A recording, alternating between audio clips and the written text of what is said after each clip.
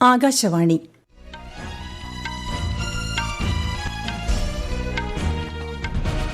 നമസ്കാരം.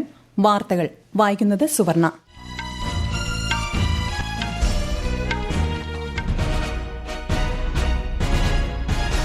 പ്രധാന വാർത്തകൾ. ലോക്സഭാ തെരഞ്ഞെടുപ്പിന്റെ 6ാം ഘട്ടത്തിൽ 61.76% പോളിംഗ് രേഖപ്പെടുത്തി. അവസാന ഘട്ടത്തിലേക്കുള്ള പ്രചാരണം ശക്തമാക്കി മുന്നണികൾ. ഡൽഹി വിവേക് വിഹാറിൽ കുട്ടികളുടെ ആശുപത്രിയിലുണ്ടായ തീപിടുത്തത്തിൽ 6 നവജാത ശിശുക്കൾക്ക് ജീവഹാനി.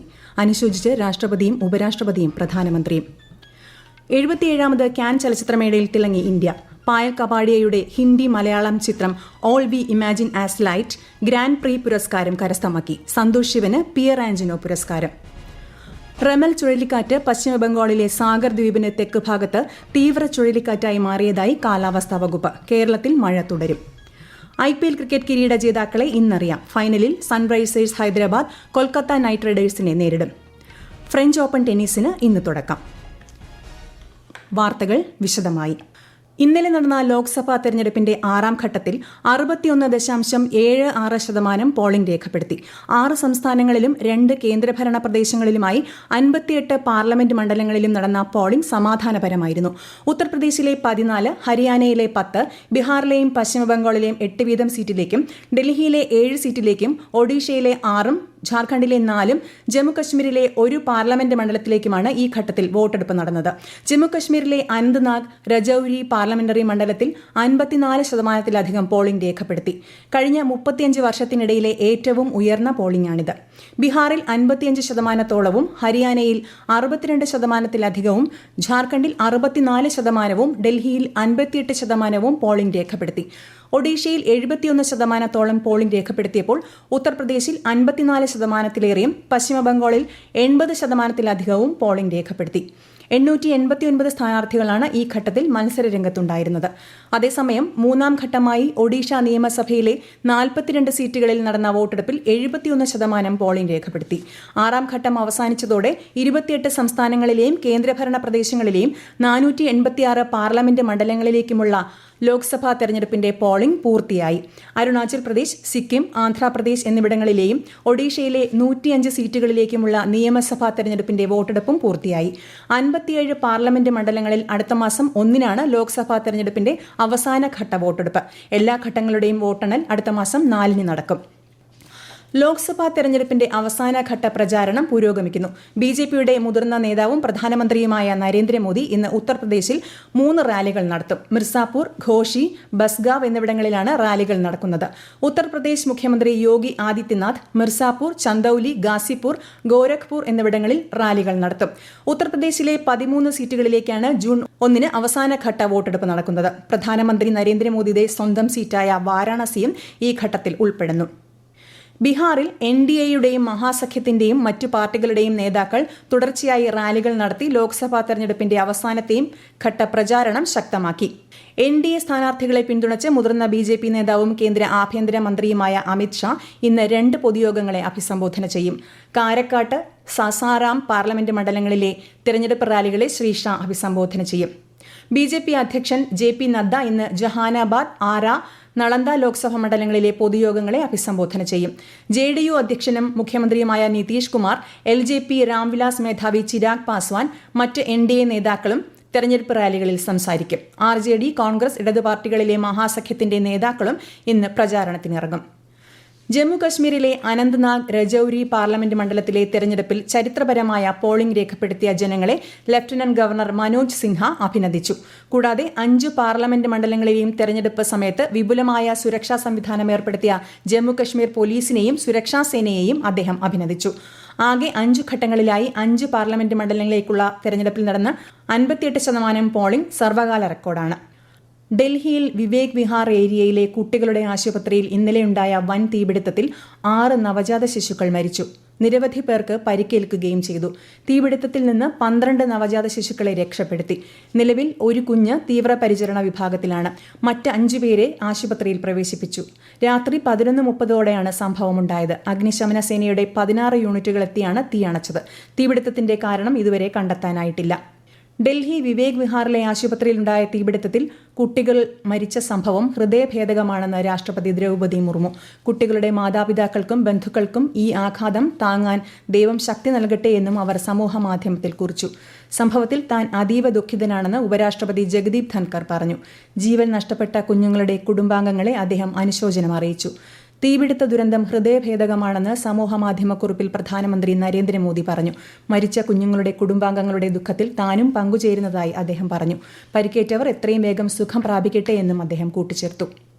ഗുജറാത്തിലെ രാജ്കോട്ട് അമ്യൂസ്മെന്റ് പാർക്കിലുണ്ടായ വൻ തീപിടുത്തത്തിൽ മരണം 28 ദുരന്തത്തിൽ രാഷ്ട്രപതി ദ്രൗപദി മുർമു, ഉപരാഷ്ട്രപതി ജഗദീപ് ധൻകർ, പ്രധാനമന്ത്രി നരേന്ദ്രമോദി തുടങ്ങിയവർ അനുശോചനം രേഖപ്പെടുത്തി. സംഭവത്തെക്കുറിച്ച് വിശദമായ അന്വേഷണം നടത്തി കുറ്റക്കാർക്കെതിരെ കർശന നടപടി സ്വീകരിക്കണമെന്ന് മുഖ്യമന്ത്രി ഭൂപേന്ദ്ര പട്ടേലുമായി നടത്തിയ ടെലിഫോൺ സംഭാഷണത്തിൽ പ്രധാനമന്ത്രി നിർദ്ദേശം നൽകി. സംഭവത്തെക്കുറിച്ച് അന്വേഷിക്കാൻ പ്രത്യേക അന്വേഷണ സംഘം രൂപീകരിച്ചിട്ടുണ്ട്. രാജ്കോട്ടിലെ TRP ഗെയിം സോണിൽ ഇന്നലെ വൈകിട്ടാണ് തീപിടുത്തമുണ്ടായത്. തെക്കൻ കശ്മീരിലെ കുൽഗാം ജില്ലയിലെ നിപ്പോറ മേഖലയിലുണ്ടായ വാഹനാപകടത്തിൽ 4 പഞ്ചാബ് സ്വദേശികൾ മരിക്കുകയും 3 പേർക്ക് ഗുരുതരമായി പരിക്കേൽക്കുകയും ചെയ്തു. ഖാസിഗുണ്ടിൽ നിന്ന് ശ്രീനഗറിലേക്ക് പോകുകയായിരുന്ന വാഹനം നിപ്പോര മേഖലയിലെ ഗ്രിഡ് സ്റ്റേഷന് സമീപം റോഡിൽ നിന്ന് തെന്നിമാറിയാണ് അപകടമുണ്ടായത്. സംഭവത്തിൽ പോലീസ് അന്വേഷണം ആരംഭിച്ചതായി ഔദ്യോഗിക വൃത്തങ്ങൾ അറിയിച്ചു. ഈ വാർത്തകൾ ആകാശവാണിയിൽ നിന്ന്. ആകാശവാണി വാർത്തകളും വാർത്താധിഷ്ഠിത പരിപാടികളും all India radio news Thiruvananthapuram എന്ന യൂട്യൂബ് ചാനലിൽ ലഭ്യമാണ്. കൂടുതൽ വാർത്തകൾക്കായി @all India radio news Thiruvananthapuram എന്ന ഫേസ്ബുക്ക് പേജും @ARnews_TVM എന്ന എക്സ് ഹാൻഡിലും സന്ദർശിക്കാം. ബംഗാൾ ഉൾക്കടലിന്റെ വടക്കുഭാഗത്തെ രൂപപ്പെട്ട റെമൽ ചുഴലിക്കാറ്റ് പശ്ചിമ ബംഗാളിലെ സാഗർ ദ്വീപിന് 270 കിലോമീറ്റർ തെക്കും തെക്ക് കിഴക്കുമായി തീവ്ര ചുഴലിക്കാറ്റായി മാറിയെന്ന് കാലാവസ്ഥാ വകുപ്പ്. മണിക്കൂറിൽ 135 കിലോമീറ്റർ വരെ വേഗതയിൽ വീശുന്ന റെമൽ ചുഴലിക്കൊടുങ്കാറ്റ് ഇന്ന് അർദ്ധരാത്രിയോടെ വടക്കോട്ട് നീങ്ങി കൂടുതൽ ശക്തി പ്രാപിച്ച് ബംഗ്ലാദേശിനെയും അതിനോട് ചേർന്നുള്ള പശ്ചിമ ബംഗാൾ തീരങ്ങളെയും ബാധിക്കുമെന്നും കാലാവസ്ഥാ വകുപ്പ് മുന്നറിയിപ്പ് നൽകി. 21 മണിക്കൂർ നേരത്തേക്ക് കൊൽക്കത്ത വിമാനത്താവളത്തിൽ നിന്ന് വിമാനങ്ങൾ സർവീസ് നടത്തുകയില്ലെന്ന് എയർപോർട്ട് അതോറിറ്റി ഓഫ് ഇന്ത്യ വക്താവ് അറിയിച്ചു. കേരളത്തിൽ ബുധനാഴ്ച വരെ മഴ തുടരുമെന്ന് കേന്ദ്ര കാലാവസ്ഥാ വകുപ്പ്. പത്തനംതിട്ട, ആലപ്പുഴ, കോട്ടയം, എറണാകുളം ജില്ലകളിൽ ഇന്ന് മഞ്ഞ ജാഗ്രത പ്രഖ്യാപിച്ചിട്ടുണ്ട്. ശക്തമായ കാറ്റും മോശം കാലാവസ്ഥയും തുടരുന്നതിനാൽ കേരള തീരത്തുനിന്ന് കടലിൽ മീൻ പിടിക്കാൻ പോകരുതെന്ന് മുന്നറിയിപ്പുണ്ട്. മലയോര മേഖലകളിൽ മണ്ണിടിച്ചിൽ, ഉരുൾപൊട്ടൽ, മലവെള്ളപ്പാച്ചിൽ എന്നിവയ്ക്ക് സാധ്യതയുള്ളതിനാൽ ജാഗ്രത തുടരണം. 77ാമത് കാൻ ചലച്ചിത്രമേളയിൽ തിളങ്ങി ഇന്ത്യ. മികച്ച രണ്ടാമത്തെ ചിത്രം, അൺസേർട്ടൺ റിഗാർഡ് വിഭാഗത്തിൽ മികച്ച നടി, ഛായാഗ്രാഹക മികവ് എന്നീ വിഭാഗങ്ങളിലാണ് രാജ്യത്തിന്റെ അഭിമാന നേട്ടം. പായൽ കപ്പാടിയ സംവിധാനം ചെയ്ത ഹിന്ദി മലയാളം ചിത്രം all we imagine as light grand pre പുരസ്കാരം കരസ്ഥമാക്കി. ഈ നേട്ടം സ്വന്തമാക്കുന്ന ആദ്യം ഇന്ത്യൻ സിനിമ എന്ന ചരിത്ര നേട്ടവും ചിത്രം സ്വന്തമാക്കി. 80% മലയാള ഭാഷയിലുള്ള ചിത്രത്തിലെ കേന്ദ്ര കഥാപാത്രങ്ങളായി അഭിനയിച്ചത് മലയാളി താരങ്ങളായ കനി കുസൃതിയും ദിവ്യപ്രഭയുമാണ്. പ്രശസ്ത ഛായാഗ്രാഹകനും സംവിധായകനുമായ സന്തോഷ് ശിവന് ചലച്ചിത്രമേളയിൽ പിയർ ആന്റണോ പുരസ്കാരം നൽകി ആദരിച്ചു. IPL ക്രിക്കറ്റ് 17ാം സീസൺ ഫൈനലിൽ ഇന്ന് സൺറൈസേഴ്സ് ഹൈദരാബാദ് കൊൽക്കത്ത നൈറ്റ് റൈഡേഴ്സിനെ നേരിടും. ആകാശവാണിക്ക് വേണ്ടി സുരേഷ് ബാബു തയ്യാറാക്കിയ റിപ്പോർട്ട്. ചെന്നൈ മഹാനഗരത്തിനൊപ്പം ക്രിക്കറ്റ് പ്രേമികളും ഒരുങ്ങിക്കഴിഞ്ഞു. ബാറ്റിംഗ് വെടിക്കെട്ടിന്റെ വിസ്മയ കാഴ്ചയ്ക്ക് കണ്ണും കാതും തുറന്നുവെച്ച് 66 ദിവസങ്ങൾ നീണ്ട IPL മാമാങ്കത്തിന്റെ കലാശപ്പോരിൽ കൊൽക്കത്ത നൈറ്റ് റൈഡേഴ്സും സൺറൈസേഴ്സ് ഹൈദരാബാദും മുഖാമുഖമെത്തുമ്പോൾ പോരാട്ടം തീപാറുമെന്നുറപ്പ്. ഇന്നിംഗ്സിന്റെ ഏത് ഘട്ടത്തിലും പൊട്ടിത്തെറിക്കാൻ വെമ്പുന്ന ബാറ്റർമാരുടെ രണ്ടും കൽപ്പിച്ച ബലപരീക്ഷണമാകും ഇന്നത്തെ ഫൈനൽ. ഓപ്പണിംഗിലും മധ്യനിരയിലും ഫിനിഷിംഗിലും ഇരു ടീമുകളും ഒപ്പത്തിനൊപ്പം. ഹൈദരാബാദിന്റെ ട്രാവിസ് ഹെഡ്, അഭിഷേക് സഖ്യത്തിനെതിരെ കൊൽക്കത്ത നിരയിൽ സുനിൽ നരൈൻ, ഫിൽസാൾട്ട് നയിക്കുന്ന ബറ്റാലിയനുണ്ട്. ബൌളിംഗിൽ അല്പം മേൽക്കൈ കൊൽക്കത്തയ്ക്കാണെങ്കിലും നടരാജനും കമ്മിൻസും ഫോമിലേക്ക് ഏർന്നാൽ ഹൈദരാബാദിന്റെ സാധ്യതകളെ തള്ളിക്കളയാനാവില്ല. എല്ലാ കണക്കുകൾക്കും ഇനി കടലാസിൽ വിശ്രമിക്കാം. ജയിക്കാനുള്ള നിശ്ചയദാർഢ്യം മാത്രം കൈമുതലാക്കിയ തുല്യർ കളം നിറയുമ്പോൾ പ്രവചനം അസാധ്യം. ഫ്രഞ്ച് ഓപ്പൺ ടെന്നീസിന് ഇന്ന് തുടക്കം. ഇടവേളയ്ക്ക് ശേഷം ഗ്രാൻഡ് സ്ലാം കോർട്ടിൽ തിരിച്ചെത്തുന്ന സ്പാനിഷ് താരം റാഫേൽ നദാലിന്റെ അവസാന ഫ്രഞ്ച് ഓപ്പൺ ആയിരിക്കും ഇതെന്നാണ് റിപ്പോർട്ട്. ജർമ്മനിയുടെ അലക്സാണ്ടർ സ്വരേവയാണ് ആദ്യ മത്സരത്തിൽ നദാലിന്റെ എതിരാളി. ഇന്ന് ഉച്ചതിരിഞ്ഞാണ് നദാലിന്റെ മത്സരം. പ്രധാന വാർത്തകൾ വീണ്ടും. ലോക്സഭാ തെരഞ്ഞെടുപ്പിന്റെ 6ാം ഘട്ടത്തിൽ 61.76% പോളിംഗ് രേഖപ്പെടുത്തി. അവസാന ഘട്ടത്തിലേക്കുള്ള പ്രചാരണം ശക്തമാക്കി മുന്നണികൾ. ഡൽഹി വിവേക് വിഹാറിൽ കുട്ടികളുടെ ആശുപത്രിയിലുണ്ടായ തീപിടുത്തത്തിൽ 6 നവജാത ശിശുക്കൾക്ക് ജീവഹാനി. അനുശോചിച്ച് രാഷ്ട്രപതിയും ഉപരാഷ്ട്രപതിയും പ്രധാനമന്ത്രിയും. 77ാമത് കാൻ ചലച്ചിത്രമേളയിൽ തിളങ്ങി ഇന്ത്യ. പായൽ കപാഡിയയുടെ ഹിന്ദി മലയാളം ചിത്രം all we imagine as light grand pre പുരസ്കാരം കരസ്ഥമാക്കി. സന്തോഷ് ശിവന് പിയർ ആന്റണോ പുരസ്കാരം. റെമൽ ചുഴലിക്കാറ്റ് പശ്ചിമബംഗാളിലെ സാഗർ ദ്വീപിന് തെക്ക് ഭാഗത്ത് തീവ്ര ചുഴലിക്കാറ്റായി മാറിയതായി കാലാവസ്ഥാ വകുപ്പ്. കേരളത്തിൽ മഴ തുടരും.